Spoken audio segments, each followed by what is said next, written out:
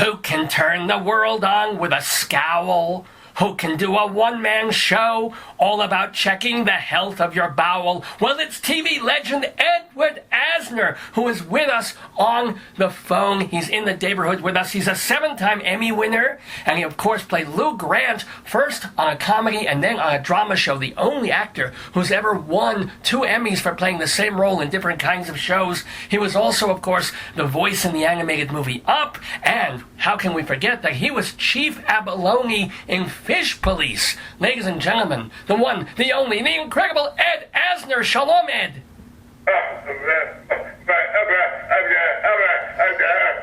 Rabbi, I'm awestruck.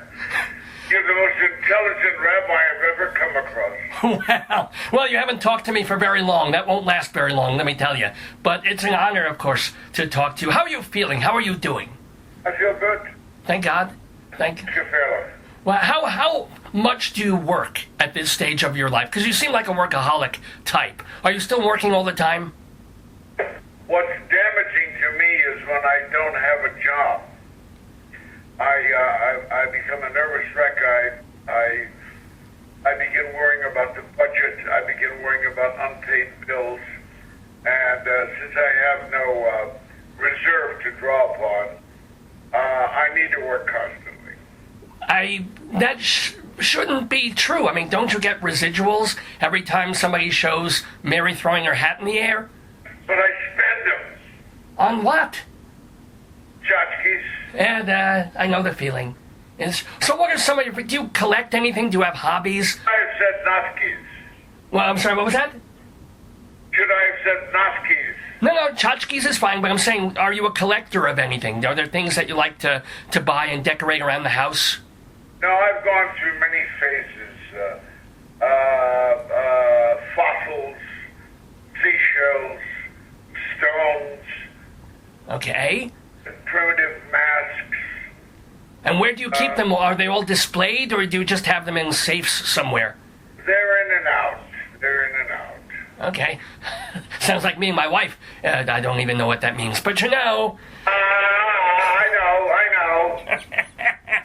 So I do have to ask, since I am a rabbi of sorts, you were raised Orthodox. I did not realize that. Do you have memories of your childhood being an Orthodox Jew?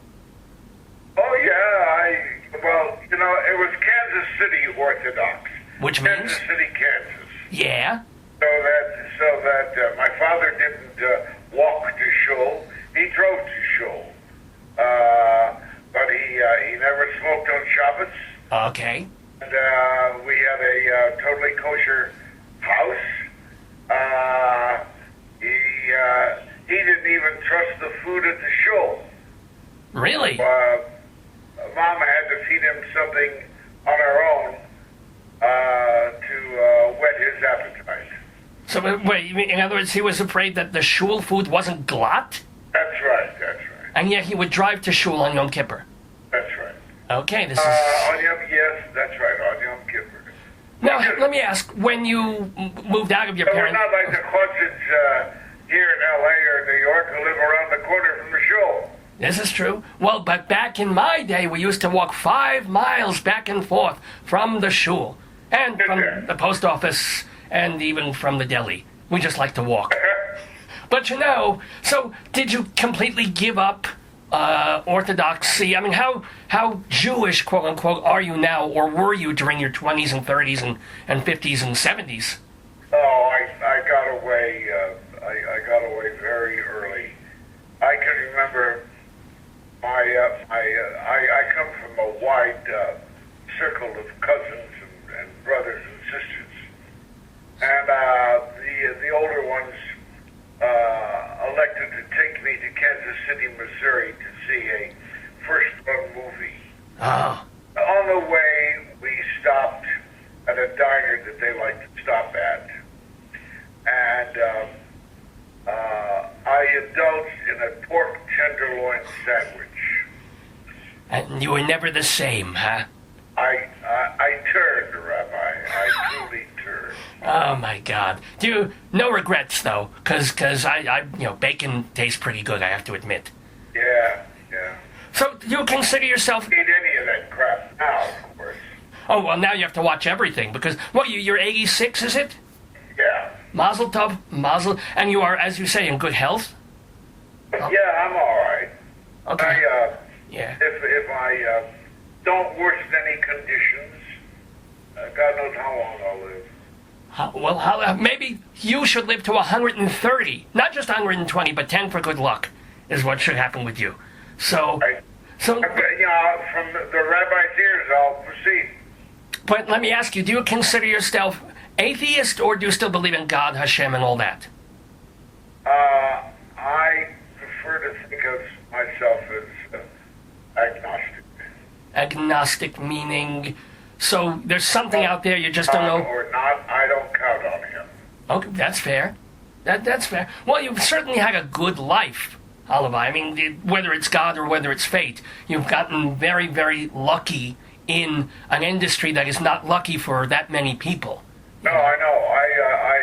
And yet, of course, with my shallow nature, I curse so many people who are in the Tea Party? No, just kidding. Insults to God's vision.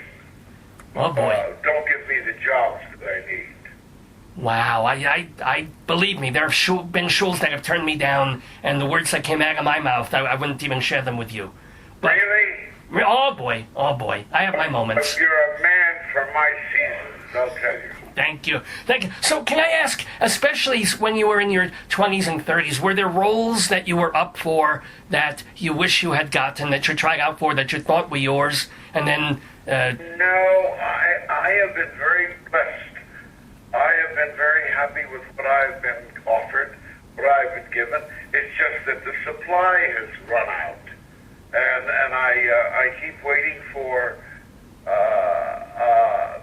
exposure to show my continuing viability. Well, so there's an ageism at work. It starts with women when they hit 35. With you, perhaps it was 85. But I'm certainly not asking to leap tall buildings, no. But within my well, Robert De Niro is playing those roles these days. Well, and look what the biggest movie right now is Star Wars with Harrison Ford. He's in his 70s, isn't he? Something like that. Close to it. And he's half Jewish, so yay. And he's half Jewish, that's right. And he deserves to do that. I like him. He's a nice guy. I wish him all the luck in the world. He doesn't need it, but I wish it for him. Well, I wish it for you too. But don't you get a ton of voice work in animated and cartoons and things like that? I did Up in '09. Right. I have not had one single offer from Disney since '09. I mean, I don't work for them. I don't know what their logic is. I don't get a lot of voiceover offers. I think they lost my number.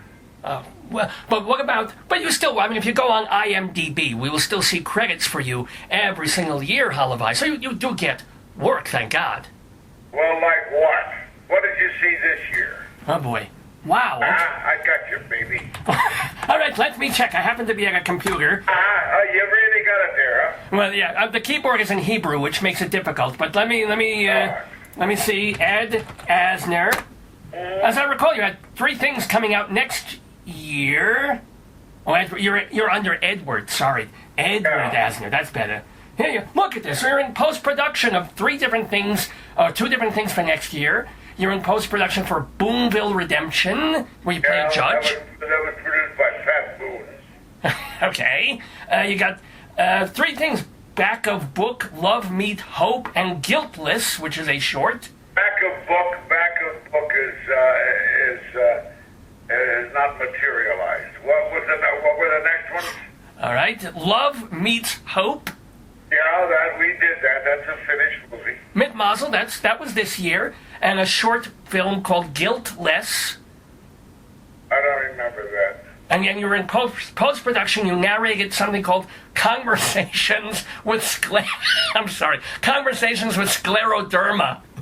Those must not have been fun conversations, I'll tell you. I don't remember that either. Wait a minute. How could you were the narrator. How could you not remember that?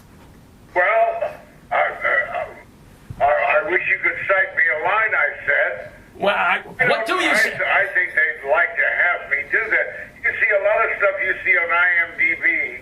Yeah. Not of the past necessarily, but present stuff is wishful thinking.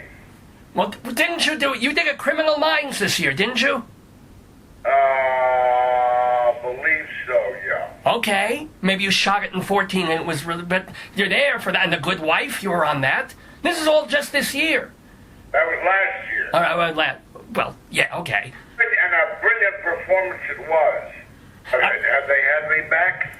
No. Do they have plans to have me back? Not that I know of. All right. Okay. Well, I mean, believe me, I feel bad in the sense that you're still a wonderful actor. You can speak, you can do your thing, and then you're not getting the work that you deserve. But It's in the shimmer, I'll tell you. What? I'm sorry. What was that? It's a miss in the shimmer. Well, you have a good neshama too, I would hope. But let me ask you, rolling back to your early career, because just 3 weeks ago we had on the program the actress Charlotte Ray. Oh, she's still alive? Yes, she's alive and thank God very well. She just wrote her autobiography. She's a darling girl. Yes, she was a sweetie. I was a joy to talk to her. But she didn't really remember anything, any anecdotes, any stories about appearing in that Threepenny opera back in the 1950s that launched the careers of B. Arthur, and John Aston was in there, and Lottie Lenya, and you were in there. Do you have any memories of that Threepenny opera off Broadway? I did it for 3 years, for God's sake. Okay, that's good. So, any fun stories about these people? Any memories? Oh, there's a fun story of, I played Mr. Peachum. Okay. And there's the fun story of,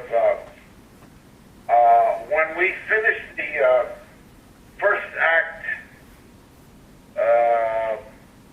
the second scene of the first act, I finished that with the lady playing Mrs. Peachum. Okay. I sang a duet with her. And Jane Connell was Mrs. Peachum usually. All right. She was out on another job, on this day. So her agent, understudy, Marion Seeley,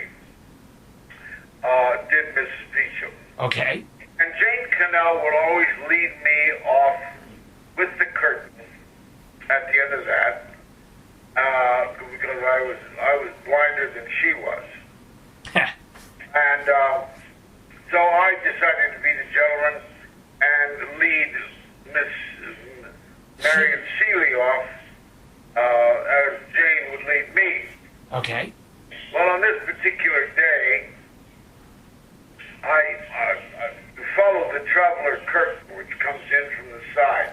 So you follow it out to the side, which takes you into the wings. Cool. I had to follow the traveler curtain, leading Marion Seeley as I went, and I walked off into thin air. Oi. While the orchestra is playing. Yeah. The trumpeter went, and the saxophone said, "What's wrong?" He said, "Somebody stepped on my nose." And it was me, of course. Yes. Turns out I broke his nose. Oi, gewalt. Oi. Yeah. I ended up on the bass drum on my back. But I lost my gator shoe. Oh, wow. Flying on my back, trying to get my gator shoe back on. Oi, gewalt. Marion Seeley, meanwhile, was on stage, and she leaned down to the orchestra in the pit and said, "It's Ed Asner." Identifying me, of course, is very important. Oh, yeah, absolutely. I finally got my gator back on, Yes. stepped back up onto the stage, and made my exit. Oi, gewalt. Did the audience have a clue? What did the audience do? They were listening to the orchestra. They're in a blackout. What do they care? Oh, so they didn't hear her scream, "Oh, God, it's Ed Asner." So they didn't notice anything. All right. Front rows might have heard her. Whoa. Were you hurt or were you okay? I was okay. I just wounded pride. And did you have to pay to fix the guy's nose, or did Equity do that? I think the musicians union had a good health plan. Now, speaking of unions, you did run a union for a while, and you've been very against the merger of a couple of unions, the Screen Actors Guild and the AFTRA, the American Federation of Television and Radio Actors. Why? In a short way. Just curious, what do you have against that merger? Problems of merger have not been solved. Okay. In terms of medical, both in terms of minimums, both in terms of pensions. Affordability has not yet been achieved. And I think we just went through a crisis with the Screen Actors Guild, whereby 300 members who had signed on from early retirement, took early retirement, and were guaranteed their health benefits, have had them revoked. How is that doable? How's that possible? I don't know, but they know how to flim-flam and justify their actions. Such actions like this will be quite common with the fact that with the merger, these problems were not taken care of. Hey. Are they still being worked on, or does nobody care and they're just moving forward? Nobody says they don't care. Ah, okay.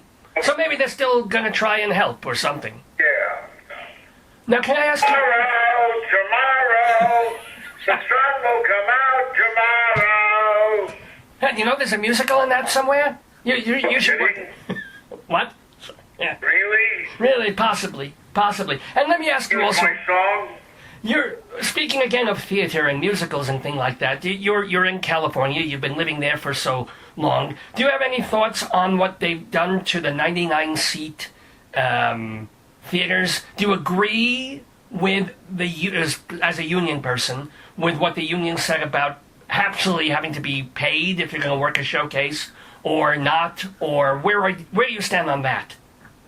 We had a 99-seat agreement out here that worked for a lot of years. A lot of actors worked in it, thrived in it, were discovered in it. And the union,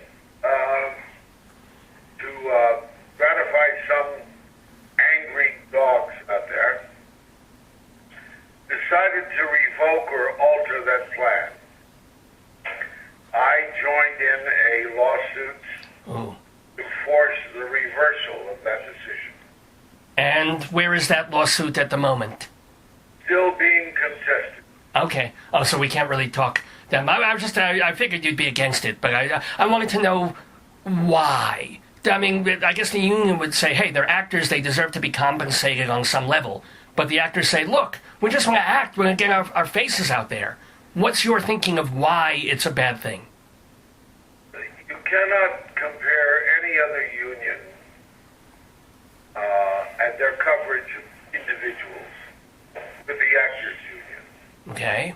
Actors will get out there and work for zilch.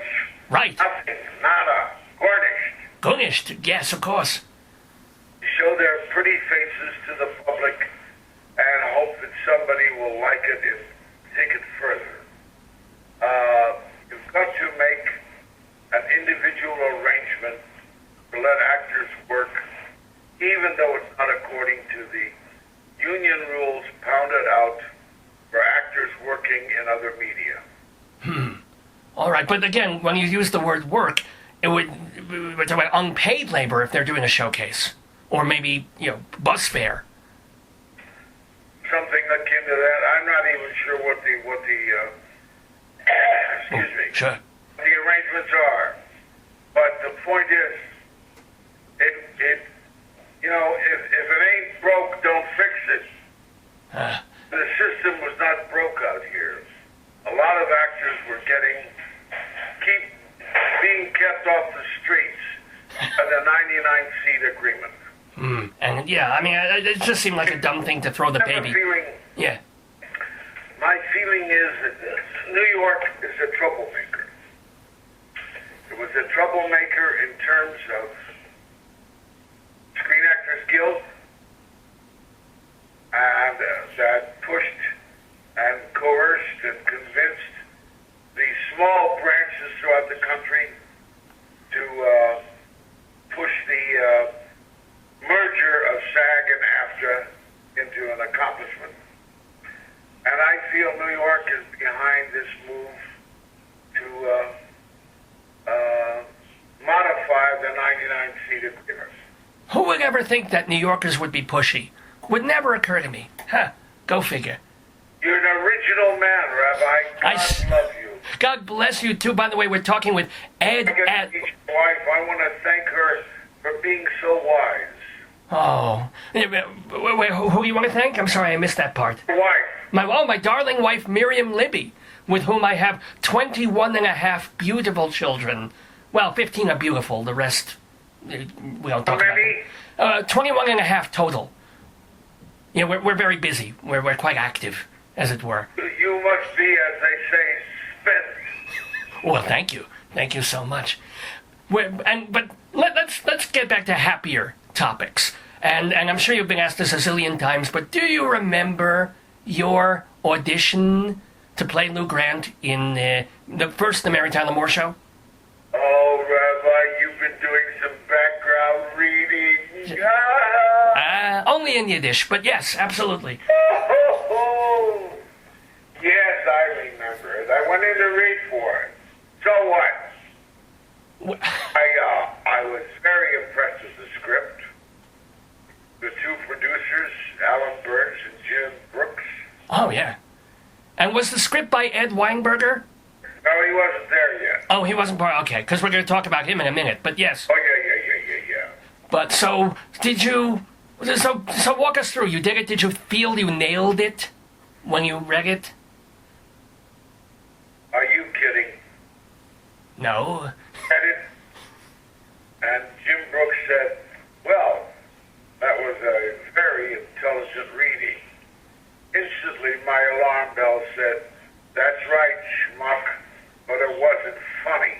Ah. And I said, "Oh, boy. Goodbye forever." And I said, "When we have you back to read with Mary, we'd like you to approach the role as a wild thing, crazy, all out, uncontrolled." I think they were testing to see how I would respond to direction. Okay. So I said, I was coming back to read with Mary. That was wonderful. Good, okay. I started to walk out and I said, "Hey, I'm not sure what you mean by wild, crazy, wiki, wild. Let me try it that way now. And if I don't do it, don't have me back." I've never talked like that before or since. Right. That was ballsy of you, yeah. Well, we have another appointment. All right, go ahead. So I read it like a Meshuggah. Right. They laughed. When I finished, they said, "Read it just that way when you come back to read with Mary." So for the next week or two, until I came back, I said, "What did I do? How did I do it?" I became speechless. I didn't know what I did. So I came back and I read it like a Meshuggah again. They laughed again. And not until a few years later did I hear that when I left, Mary turned to them and said, "Are you sure?" Because we don't think of that character as being wild. I mean, we think he was very stolid and... And their answer was, "That's your Lou Grant." Well, Mazel Tov. I mean, and of course, that worked out so magnificently and beautifully for all those years. Did you feel in the first season you had to find your way, or did you nail him? I mean, we all know you nailed him in that first episode with the line about spunk, but did you grow into the character, or was he right there? No. I had to grow. For instance, we had to develop a scene to be shown to the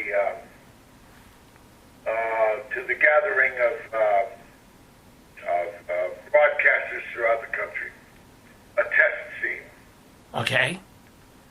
And we worked in a shabby little studio in Hollywood. And Jay Sandrich was appointed to direct the scene. And he and I disagreed constantly. He rode me constantly. I shrugged him off constantly.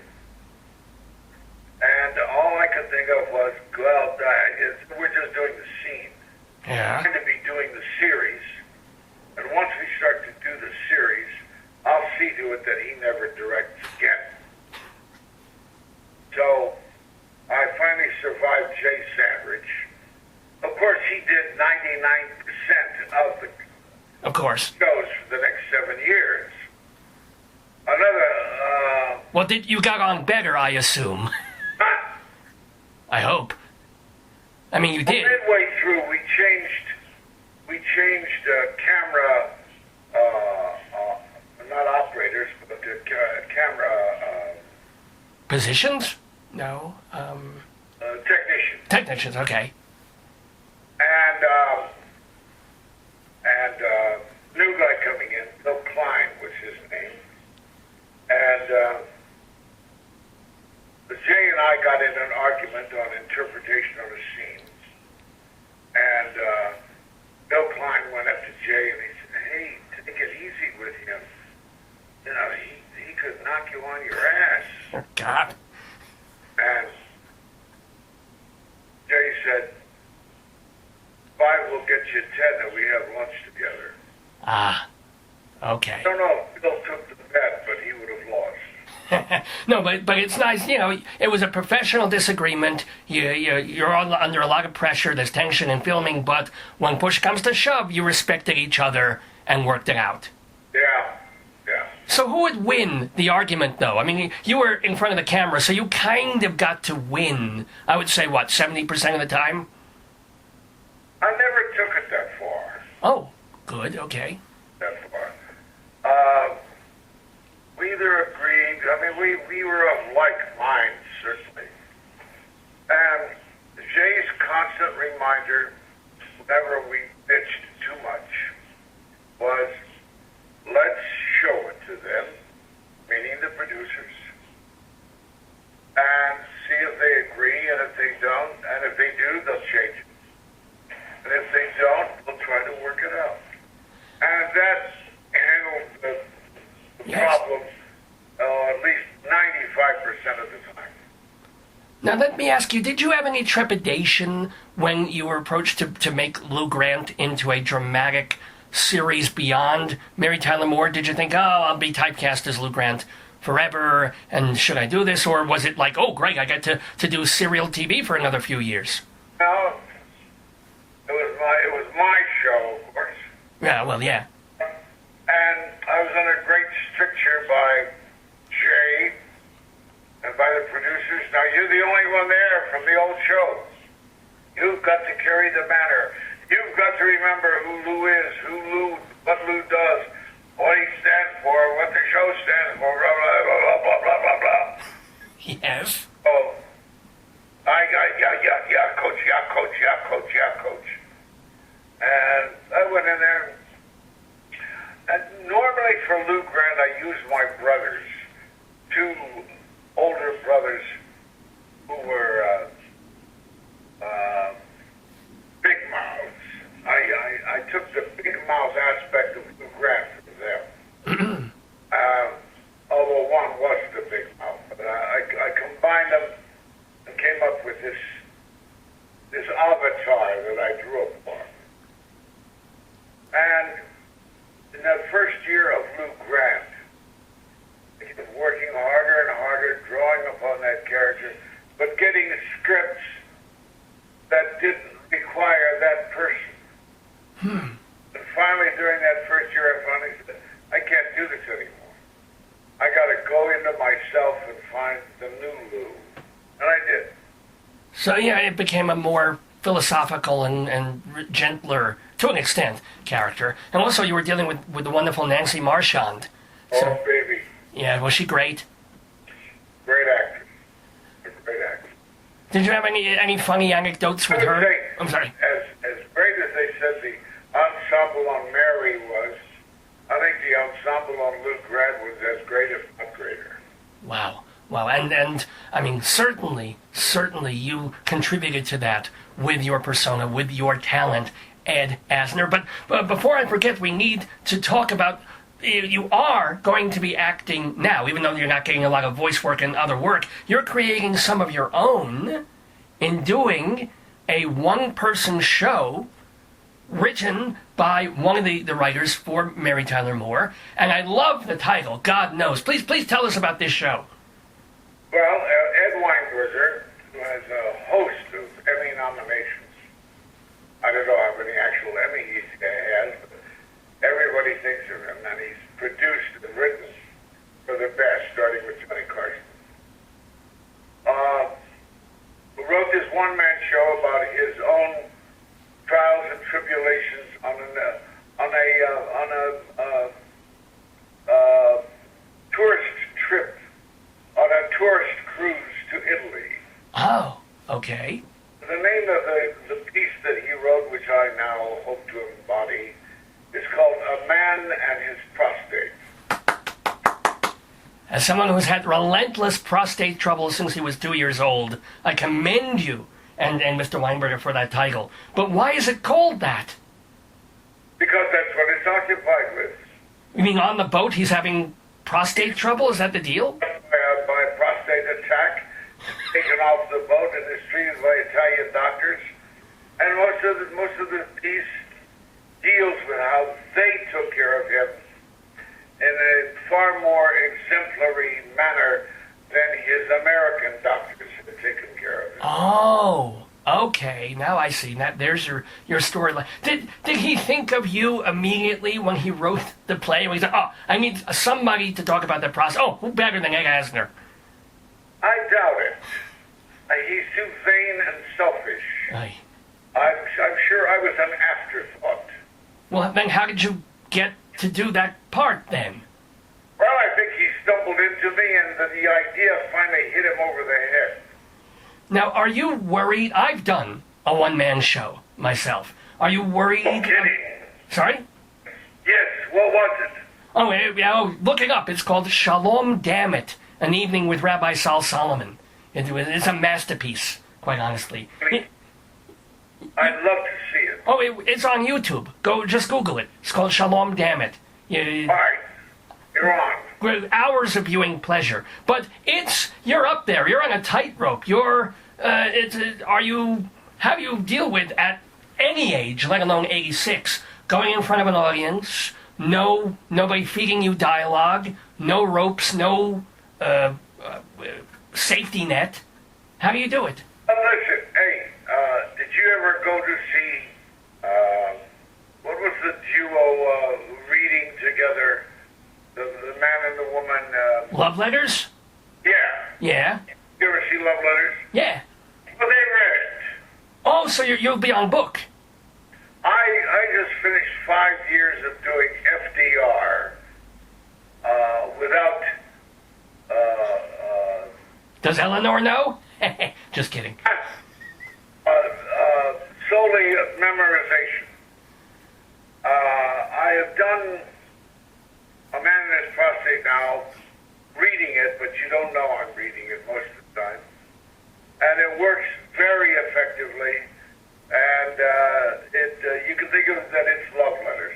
You can think of it as the male answer to vagina monologues. Oh, okay. Yeah. Now, how is your prostate, by the way? It never felt better. Oh, good. Oh, good. I feel mine every morning, just to be sure. Now, let me ask, do you have a little more time? I don't want to take up your whole day, but it's so fun talking to you. That You're a ball of joy yourself. A ball of joy. First time anybody's called me that. They call me balls of other thing, that's for sure. Hey, Miriam will after she hears the show. Now, can I ask you, what music do you like to listen to? Anything. Is it eclectic? Do you actually listen to modern stuff, or do you have a certain genre that you go back to? I started out listening to a lot of the classics because I had two sisters who enlightened me. When you say classics, you mean? Beethoven. Oh, the classicals. Yeah, okay.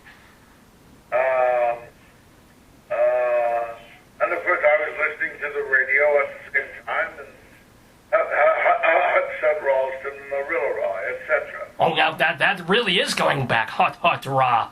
Hot on the... That's a great song. Was that Kay Kaiser? Who was that? That was the Andrews sisters. Oh, it was the Andrews? Oh, okay, right. And Boogie Woogie Bugle Boy. What are you? But do you also listen to contemporary pop music or jazz or... Yes, I love, what's her name, Adele. I love Adele. Oh, okay. So, cool.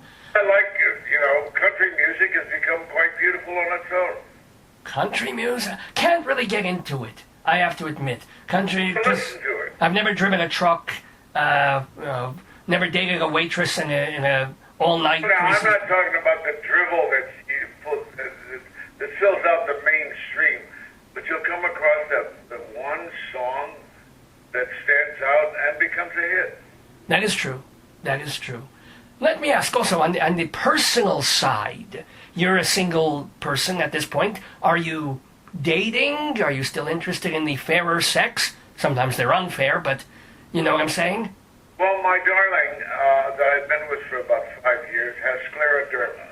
So that's how I somehow or other got named in that.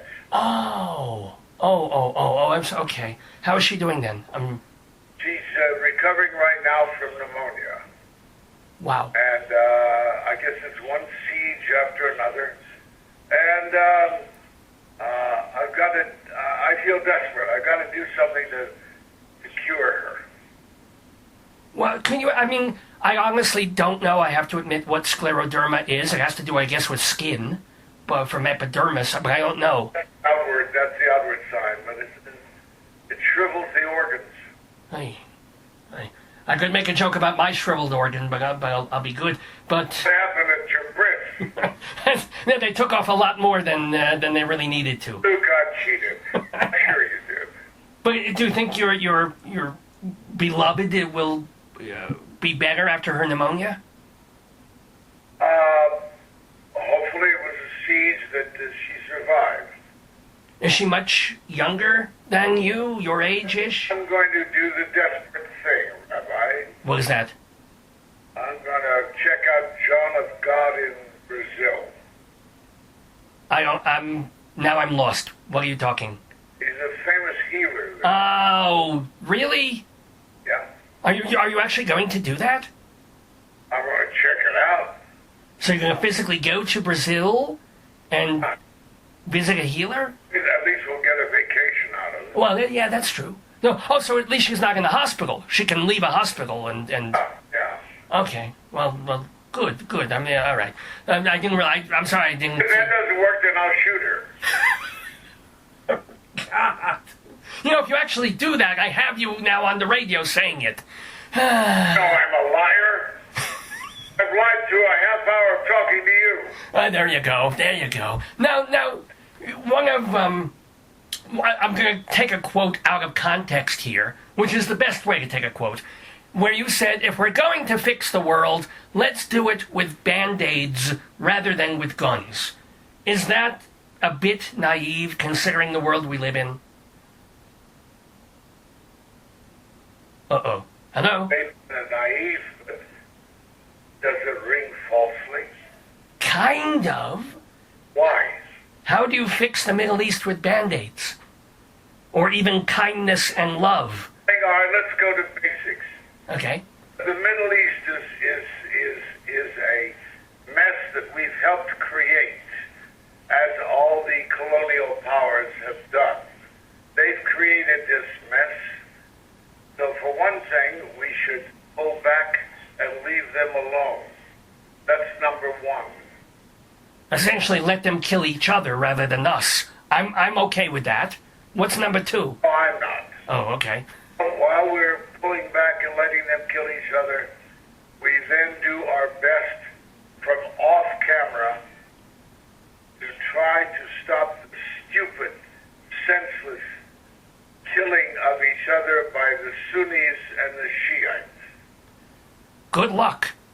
Good luck. I mean, what, how? What? Yeah. But somewhere along the way, there has to be leaders who can command the respect and stay alive of their partisans to work out an addition to the each other. So it'd be sort of the sequel, like Quran 2. Right. Maybe I can't. It is created by these new leaders, wherever they may be found. Get the Sunnis and the Shiites to stop killing each other, to stop killing smaller sects of Islam that they regard as inferior. Stop killing each other, and the Middle East will begin to sew itself up. You do realize if you get the Sunnis and the Shiites to stop killing each other, they'll go back to killing Jews. I mean, that's if they start working together, they're just going to work together to destroy Israel. I don't think you've seen that much killing of Jews. Yes, I'm having some points. Okay. Oh, sorry, you gotta run? Yeah. But I do want to finish this though. Sure. I don't think you've seen that much killing of Jews by Sunnis and Shiites because they didn't deceive with each other. I say it's worth the gamble to see if they'll sit back and lick their wounds and forget about killing for a while, and then you'll only have to worry about Palestinians. Oh, well, just them. Well, I know you have to go. I didn't mean to keep... And then we will sit down and we will hand Band-Aids to the Palestinians, we will hand Band-Aids to the Israelis, and say stop killing each other. That would be nice. And I would like to sit back and lick my joys in being able to talk to someone as delightful and funny and honest and open as Ed Asner. I wish you only much, not only health, but much work and acting in the decades ahead. Thank you so much for joining us. Aziz of Dein Weiner. And a happy new year to you, by the way. Shana Tova. Thank you. Thank you very much. You're wonderful to be with. You too. Shalom to you.